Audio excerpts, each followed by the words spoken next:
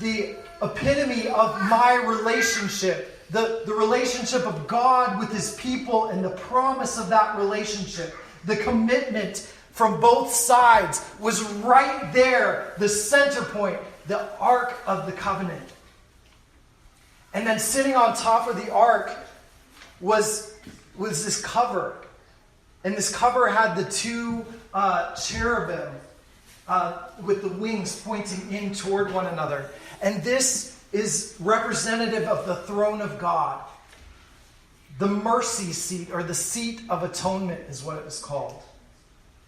And what happened is only once a year, only one person could enter into the most holy place. And that was the high priest. And it was only on the Day of Atonement that he could go in there. And the reason why he did that is to take the blood that was sacrificed for the people and to sprinkle it over the cover, this seat of atonement, this throne of God, to pay the price for the people's sins. What a beautiful, beautiful picture.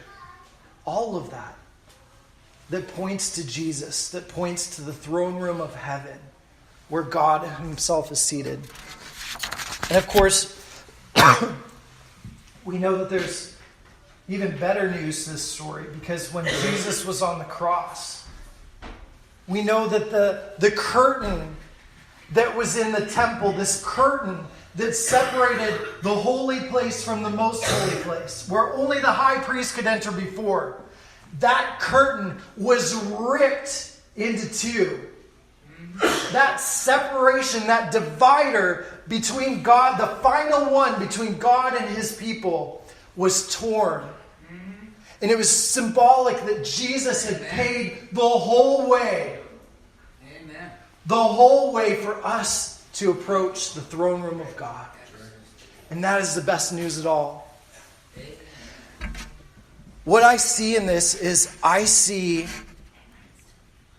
that the tabernacle has not lost its significance for us, though. Because the tabernacle is an approach to God.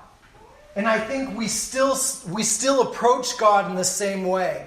And that is, it starts with the sacrifice at the beginning, that altar, that sacrifice, that coming to Jesus and saying, Jesus, I accept the sacrifice that you made for me. I realize that I can't make it myself. You're the one that paid the price. And I accept the price that you paid for me to come into the presence of God, to come closer, to come close to God.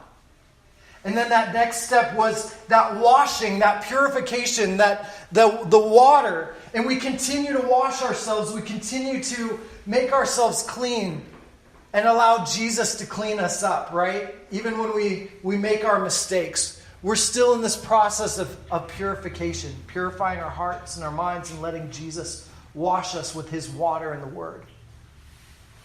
And then we move closer in. We receive his forgiveness for our sin as we confess our sin to him.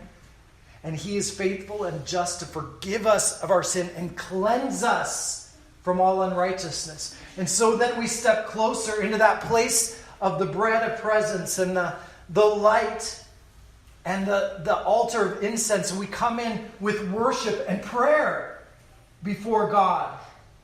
We come to him singing his praises and lifting up his name and lifting up prayers before him.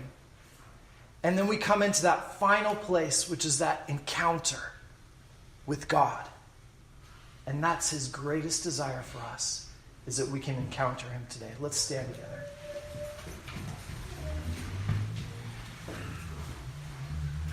You know, I just want to, this is what I want to do. I invited the worship team to come up. But before we do that, I want to sing that song together. If you don't know the song, don't worry about it. Just enjoy it. But if you know the words, if you know that song, please sing it with me.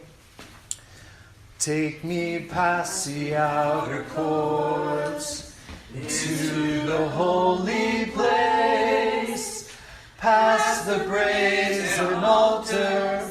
Lord, I want to see your face. Pass me by the crowds of people and the priests who sing your praise. Lord, I hunger and thirst for your righteousness, and it's only found in one place. Take me into the Holy of Holies.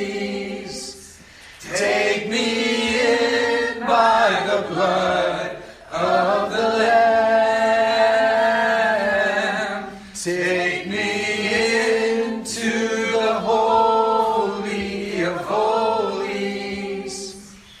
Take the coal, cleanse my lips. Here I am. Let's sing that last part again.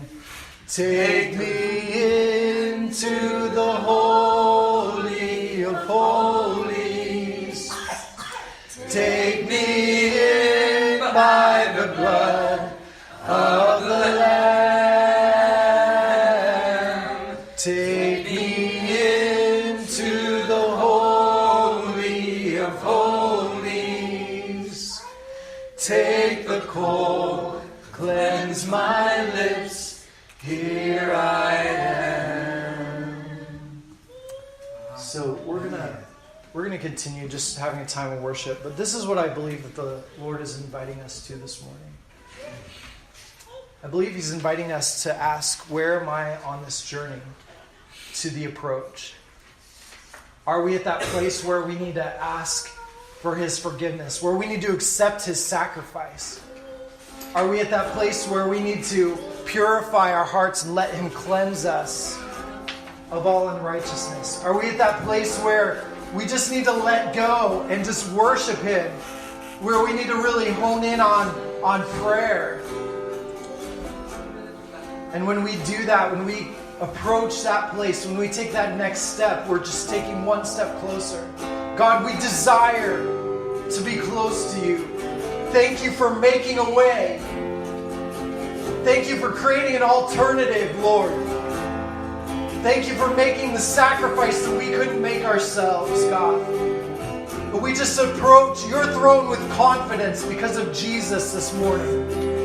And we worship you, God. We worship you, Lord. We just say we love you, God. Thank you for that reckless love, God, that created a way.